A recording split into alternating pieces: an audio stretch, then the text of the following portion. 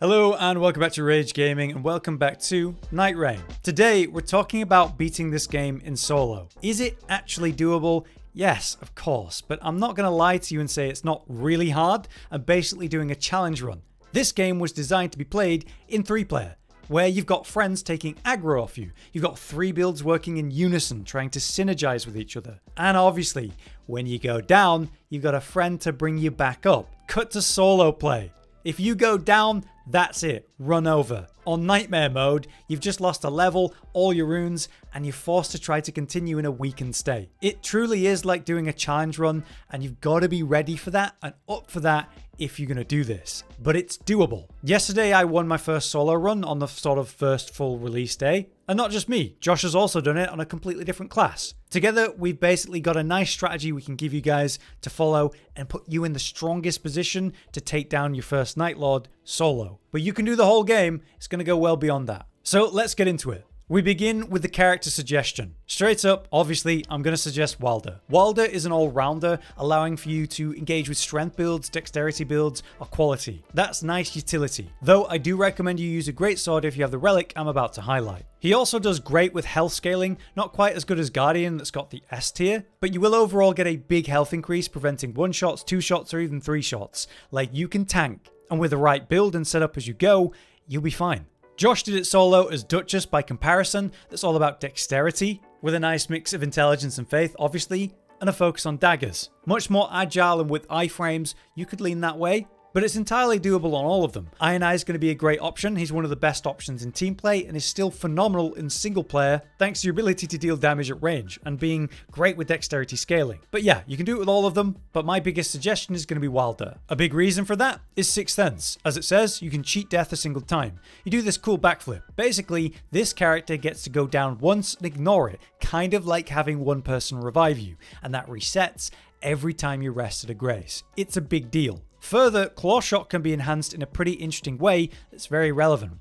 I can do a follow-up attack where I buff my weapon with fire and do big damage that's good for staggering too. Further, with Claw Shot, you're able to jump while you do it while not actually aiming at anything. So if you jump during it, you get this little boost. So it's great for gap closing, traversal, escaping a bad situation. Then you've got Onslaught Stake, which has complete iframes while you're doing the animation and will lead to a stagger. So how I open a fight generally is by going with heavy hits, jump attacks with a nice big weapon and get that first stagger. Then as the target gets up, we hit them with an Onslaught Stake and cause them to stagger again, going for another critical. Opening a fight like that can be devastating and really set the tone. So he's just a great character for solo. I strongly recommend it. Alright, couple quick things for your relics. Do your remembrance storylines. These provide you with a unique relic. So you can see this one for Wylder, giving us that special follow-up attack with the character skill and physical attack up too. By comparison, the Executor gets healing by using the parry of the Cursed Sword. These basically massively help the class and character that you're playing. So do your remnants ASAP. There's other perks to doing them. I've got 3 different options. We have the Urn, Goblet, and Chalice. Chalice comes from the Remembrance storyline, Goblet comes from the store, and the Urn is the one that I start with. This allows me to mix and match my setups based on what relics I have, and means I can have a much stronger passive setup as we begin the run. Be aware then that you can purchase the goblets from the store for 1,200 merc, which can easily build up by doing runs, even failed runs. Down below we can buy specific relics that can be really good, like magic damage negation up, which is insane, while also giving us ultimate arc gauge too. There's other versions, fire damage negation up for character skill cooldown reduction, amazing. So these 4 are great options to consider based on the Night Lord you're going to go after. But you can also RNG generate them by spending 600 merc on the Flatstones here, generating an RNG one. Sometimes you get something that's really good, and at least it means your merc isn't being wasted.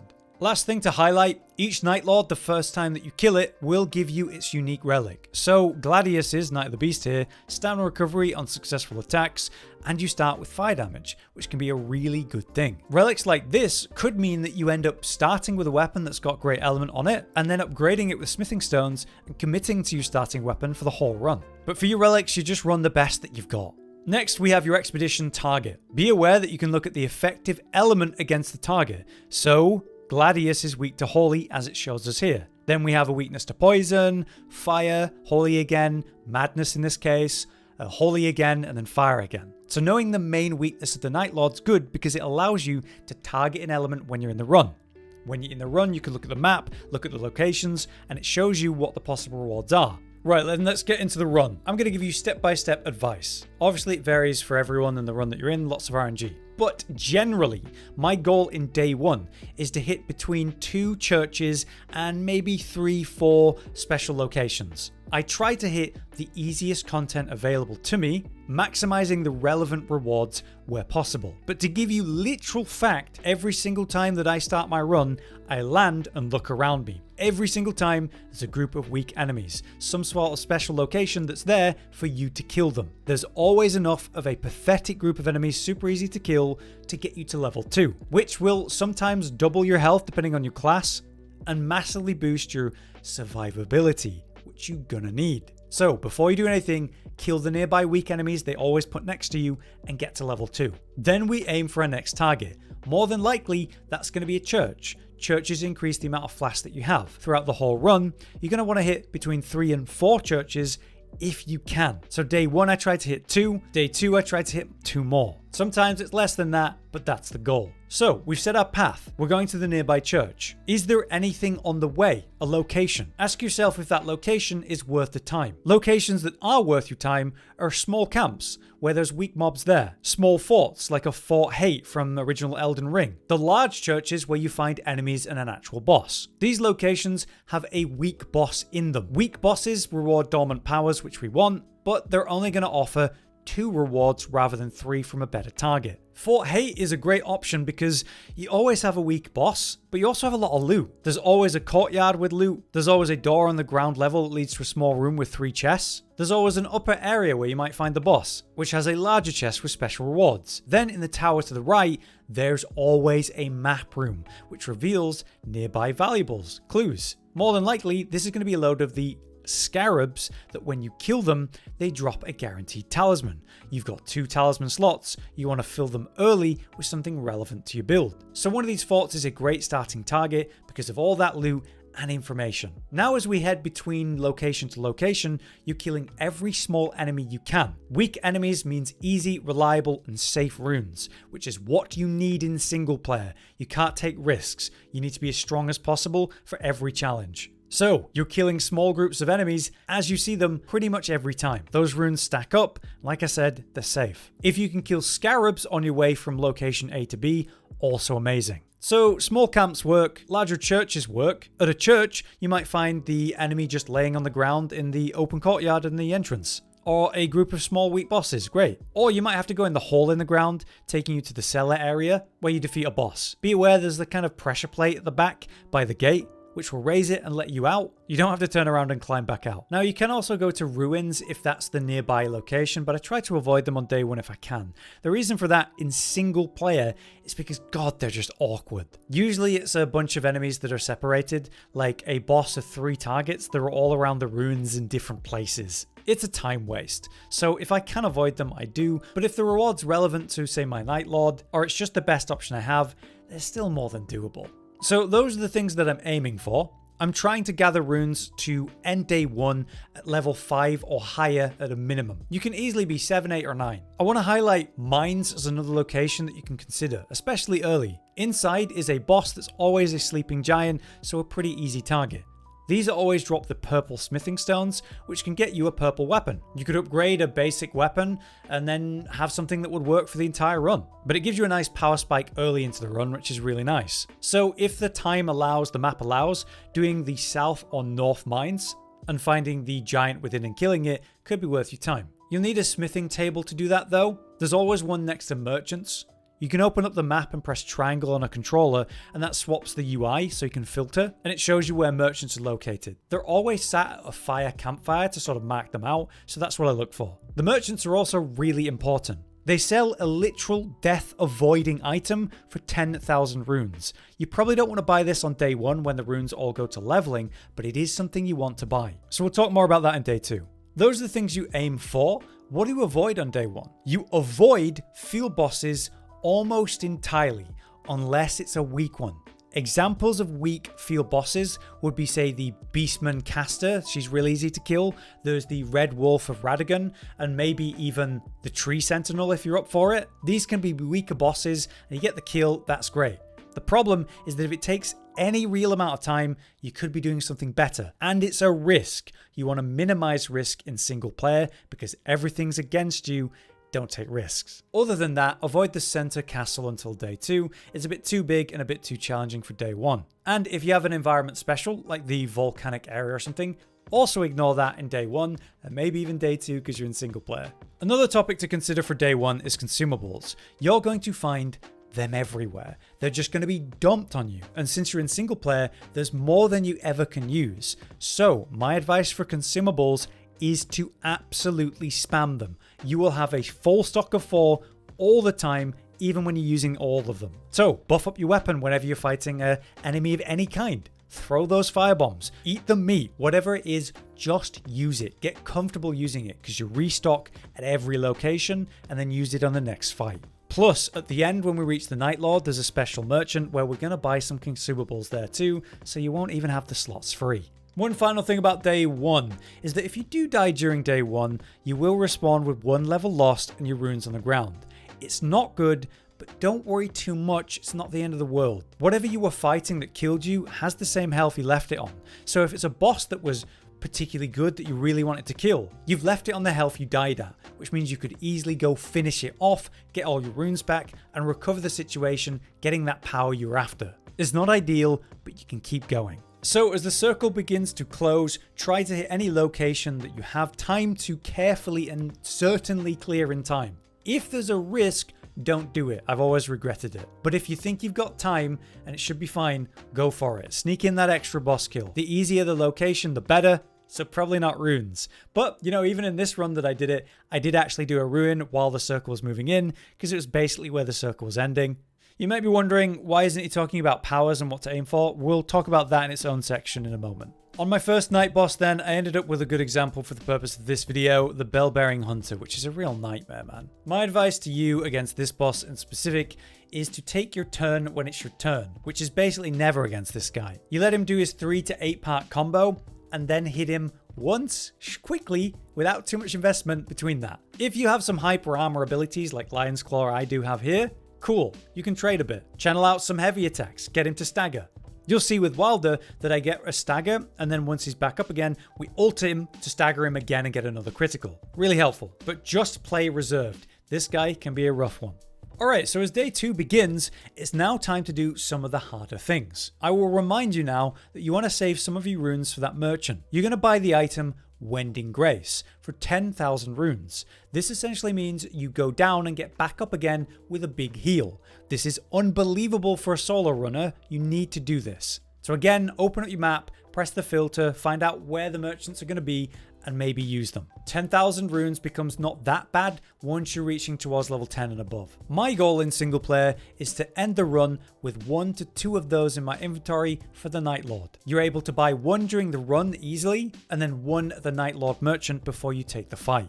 Anyway, to start day 2, I'd recommend you check the map and make use of Spectral Hawks that are going to move you to the region you care about most. Wherever you just defeated the night boss on night 1, the circle's going to close in somewhere else on the map, probably the other side. So you got to think about that. We work our way through the locations near us now, and then probably use a Spectral Hawk to get to the other side where, say, our 3rd or even 4th church target is going to be. Day 2 should generally be about farming drops and powers from stronger targets though. So we start to avoid weaker locations because those dormant powers are only going to be 2 options on average. We want more than that. So we start to target those wandering bosses, those harder locations like the castle in the middle. Maybe we go do a mine just to get that purple smithing stone and get a weapon fully upgraded. But it's boss killing time. One warning on this, be wary of any red-eyed enemies, especially the bosses. They're stronger than normal, but they're extra worth if you can do them. Be ready on that note to cut your losses.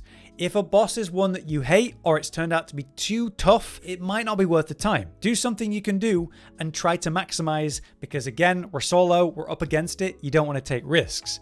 However, here's a fun trick for you. If you find a boss that you seem to be able to kill if you had, say, double the flasks and 2 goes, you do. If it's near a grace, what you can do is run in, fight it, spend all your flasks like I'm doing here, then exit the fight. Go restore your flasks and fully heal at the grace, go back for round 2. Like I said, the bosses stay on the health that you left them on, so it can be a great way to abuse that and get those kills that you wouldn't otherwise get against harder bosses. This can result in purples and legendaries, which could be run saving or defining items. So make use of that trick, I certainly do. This is also the stage where doing jails is going to be a great idea if you happen to have some of those keys lying around. Those bosses sometimes are ones you could have done on day 1, but you never know what you're going to get. You don't want to waste the time. So on day 2, you should be able to fight everything that spawns in. I'd also strongly recommend you take the time to full clear the main castle in the middle should you have the opportunity. There are 3 main objectives. There's a boss in the basement, there's one on the ground floor, and there's even more value up top. Overall, for the castle in the middle, I'd recommend you take it from the bottom, go through the sewer and through the basement, kill the boss down there, and work your way up. Otherwise, there's just too much stuff going on, it's a bit overwhelming. If there's a special region like the volcanic region, it can be worth considering, but in solo, it's a big ask and it's not something I've been running yet because I think it might take too long. It's a bit of a risk versus reward thing, I want to experiment with it, but if you feel like you've got a really strong build and the time to go for it, then be my guest. But some things can't be done in solo just time-wise, so keep that in mind. Then we challenge the night boss and get through that. Once again, use all your consumables aggressively here. Go hard, use your ultimate, don't leave anything on the table. If you die, that's the run, so you gotta win.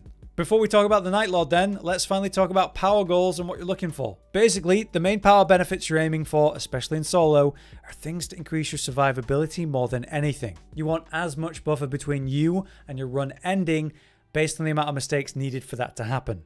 So, I'm looking for damage negation of any kind. Physical's always the best because it works for everything, but you know, element and status is still going to be good.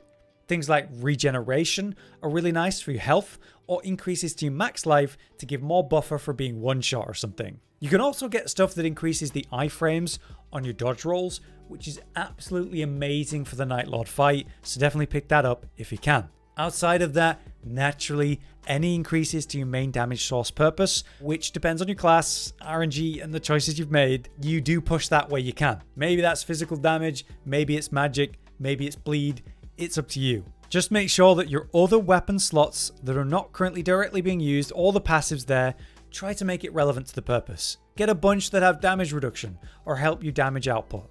But now, the Night Lord. The goal here is to be around level 11 or higher. The higher the better, obviously. Make sure that you level up as far as you can, but save enough runes to have 10,000 here. This way you can buy your second Wending Grace. That will be a second death evade for the boss fight, assuming you still have the first one as we planned. And if you're playing Wylder, that means you have 3 death evades at the minimum. But remember, the Wending Graces, when they pop, it'll full restore your health, so you can play very aggressive and let that be one of your heals. For other items you can buy at the merchant, you could buy some warming stones. You can have up to 2 in one slot. They can be a bit of extra healing. There's things like the ball crab for damage reduction, or exalted flesh to open the fight with some nice juicy burst for a damage increase. In specific for Gladius, my advice is this. Fight it and try to deal damage when it's all in one form. When they separate, just kite. It's honestly not worth it in single player. They just overwhelm you, get behind you, it's a nightmare. It was one of my earlier runs and I really messed it up, wasting a lot of my flash trying to fight the trio when they're active. What happens is one of them roars and then their eyes turn red and then they all charge you and fire shot you. At that point, roll, run away, get away. You might be able to do some damage in between those moments when they're side walking and RP walking, but my advice is to just run away, wait it out, let it reform into one unit, and then fight it again. It's so much easier. But yeah, that's Gladius. Obviously, it's different for every Night Lord, and we want to put out a specific guide for all the Night Lords and how to beat them in the near future. But for now, that covers it for single player Nightreign and how to beat your first expeditions in solo. I hope that covers as much as you needed me to. I'm not going to sugarcoat it. It's really hard. Even when you do everything right, sometimes they just slap you with some absolute BS. So if you can, run away, reset, try again, build as much power as you can, cheese things as much as you can. It's an uphill battle. I wish you the best of luck, and we'll be pumping out more guides in the coming days. Until then, I've been Hollow, you've been you. Thanks for watching. Josh, Cotton, and Hollow with the videos, dropping the humor like a hammer on your tippy toes, bringing entertainment on a daily arrangement to take our insanity and turn it into entertainment. Yes, I said entertainment twice, to reiterate that it is nice to look into your faces on a mostly daily basis when you let us in your homes to make the whole world a stage. Goodbye.